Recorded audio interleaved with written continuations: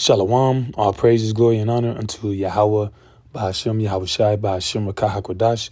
Double honors unto the apostles, the bishops, the elders, the great millstone that rule well through the scriptures. Peace to the 144,000 and the rest of the hopeful elect. I am the brother Chaya from GMS Indianapolis, the branch of Indiana, the original Gary Campus GMS, It Will Not Tarry 2. And I wanted to do a response to this video from the elder. All right, Shalom. Ashiyar, his page is GMS All Precepts, entitled "Women Are Mad That the Party is Over. Men and this society are done." And he brought out a point. He brought out a scripture, right? Isaiah 32:9. And in this video, which you can watch it speaks about how, the nightlife is done. Men are, basically deciding that it's not worth it, especially, the so-called black nightlife. When you kind of frequent the other tribes, the other races of people, it don't cost that much, You go to Edomite establishments, many times it's actually free, or $5 to $10. But then you got these Jake establishments, upwards $20, $40, $100 sometimes, and that's not even a guarantee that you're gonna enjoy the whole night. Because what follows are people that negative music, negative vibes, just an all-out bad time for the most part. And the whole, how can I say, well, I'll say vibe again, whatever.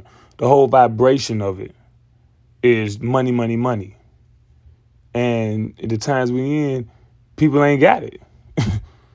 He spoke about how you go out, you gotta get a section, a couple $100, the bottles, a couple $100 to stand around and to buy drinks and to buy women drinks who are most likely not interested to have men, in relationships. So men are turning away, and women are kind of like upset at that, because women kind of, depend on, male attention, But anyway, he brought out Isaiah 32:9, and I'll grab it. And something, through the Spirit just hit me, and I just want to speak on it. Let me see, Isaiah 32:9. It says, "Rise up, ye women that are at ease. Hear my voice, ye careless daughters. Give ear unto my speech." Right? See, we in a time of prophecy, right? Matter of fact, since the beginning of creation, we've always been in time of prophecy, all right? Because the Lord dictates the actions of the earth through the prophecies, through what he's going to say. So for a long time, women have been at ease. Women have lived a more so of a cushy life as far as concerning out here in America and Babylon. And natural law, natural society, in nature, there's no way a woman can live without a man. But the illusion under Esau Edom is that these women are single and independent and equal to men, not realizing that all these institutions and establishments that make it easier for them to live is created and sustained by men. Case in point, the police force. Imagine if there was no police force. The women cry out and speak out about how much crime is committed against them now. Imagine if there was no police force. Imagine if there was no firefighters. I mean, we can go on and on with that. But these establishments and institutions created by men for women, all right, sustained by men, has led to them to the delusion and put people at ease, women particularly. That's why you see women at 3, 4 o'clock in the morning walking, stumbling, drunk by themselves, all right? Or even if they're not stumbling and drunk, just by themselves in general, all right? It says, "Many days and years shall ye be troubled, ye careless women, for the vintage shall fail, the gathering shall not come, right? And this is, I'm going to read that in another version. So that is a agricultural comparison, a farming comparison, the vintage, right? The gathering, right? Because when it was time for harvest, you go and pick the fruit or pick the vegetables, right? And when you go into the welfare system, Israel, we had a welfare system in place by the Most High, right? So if you was a man and you had a farm, right? You wouldn't glean all of your grapes, all right? You would leave the edges of your farm untouched for the poor, right? And oftentimes, who were the poor? The poor were more often than not women and children, right? Because if you didn't have now this is real society, you know, if you're a woman and your husband died, what are you going to do? Right? That's how oftentimes women became prostitutes or harlots. And you see that happen today. Women, they'll, in one way, shape or another, they'll, rent their bodies out to make ends meet or to buy a purse or to buy some shoes. But anyway, let me see. It's in the NIV on the right, Isaiah 32:10. In little more than a year, you who feel secure will tremble. The grape harvest will fail, and the harvest of fruit will not come. Right. So that like I was saying earlier, the poor were more often than not women and children. All right. Because women and children can't go out there and produce to the same effect as a man can. And even today, Kevin Samuels used to bring those statistics out all the time, especially amongst so-called black men and women. That's a lie that so-called black women make more than so-called black men. All right. They don't work in the fields that produce the most money, and they don't work the same amount of hours. They don't do the overtime. Right. They don't fight for women in general don't fight for progression. All right.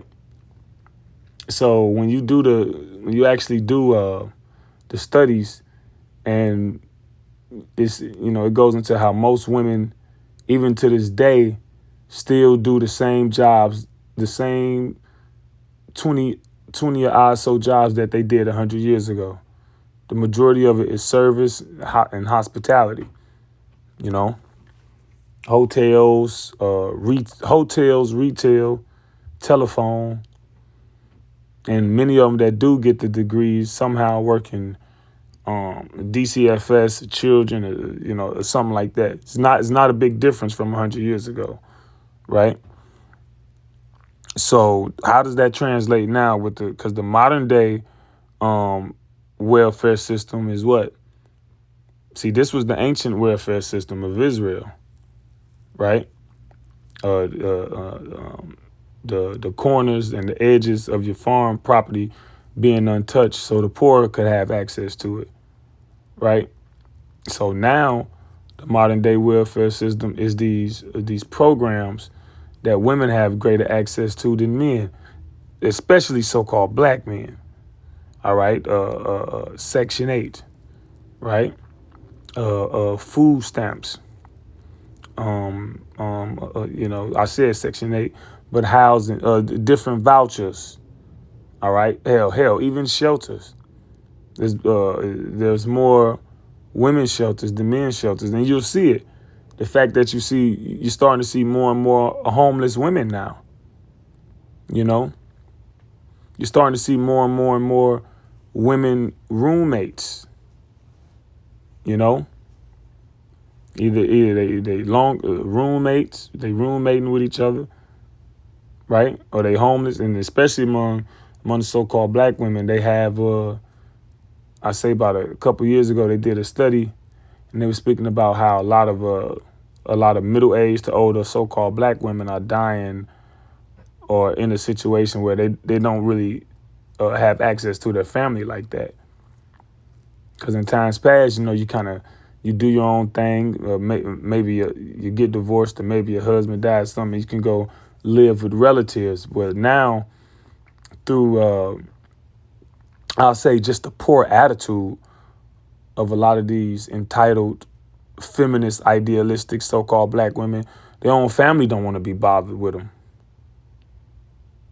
And that's just, reality. So all these things coupled together with the modern welfare system crumbling before you, all right, is going to lead to verse 11. It says, tremble, ye women that are at ease. Yeah, tremble, be afraid. All right. Be afraid. And then the next hustle is the CNA path to being a nurse. But they about to shut the hospitals down. They about to look, they shutting hospitals down. It says, be troubled, ye careless ones, strip you and make you bare and gird sackcloth upon your loins. Right. And that represents to be in a state of mourning. All right. Be in a state of suffering. Because what percentage of women, right, depend on these government institutions like this, especially the ones with, especially the single women with children. They got a lot of things, school lunch. All right. I'll say for 70 to 80% of the year, maybe even 90, your child can, you only responsible for food on the weekends. You only responsible for meals on the weekend, and maybe one in the evening when they get out of school. They eat breakfast and lunch at school, and even in the summertime, they have programs where you can still, whether it's summer school, you go and get food, or they have programs that children can join and they'll get food. Well, a lot of those things ending. Just the lunch program. Now you gotta provide food, or pay for lunch, or the child goes without. See, it says they shall lament for the teats now what's a teat, right? Basically, the government has been a parent to you women. Teat represent a breast. You breastfeed children. The government has shielded and parented women, all right, for the most part, especially so-called black women, with the whole welfare system, 70s, 60s, whatever. Y'all know.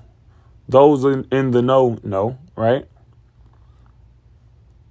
For the pleasant fields, for the fruitful vine. So they're going to cry and complain. And you see it now. They got the little videos on YouTube. And then it sounds so ridiculous. Like, I was watching this one video. This is a so-called white woman. I was watching this one video. She was like, I have 6 children, and my Section 8 just ended yesterday, and my landlord wants $1,100. She said, and the woman said, I am not about to get a job and go to work. I don't know how he's going to get this $1,100. And these Section 8 houses, look, you'd be surprised. All right? You got some of these people on Section 8 living. These houses are nice, in nice neighborhoods too. Right? And when you look at the most cases of people getting evicted are women, and so-called black women. It's women, and then in that number, disproportionately high is the so-called black women. Right? So, anyway, with that, Lord's will, this was an edifying lesson to the hopeful elect. All praises, glory, and honor unto Yahweh, by Hashem Yahweh Shai, by Hashem Rakah Kodash Shalom.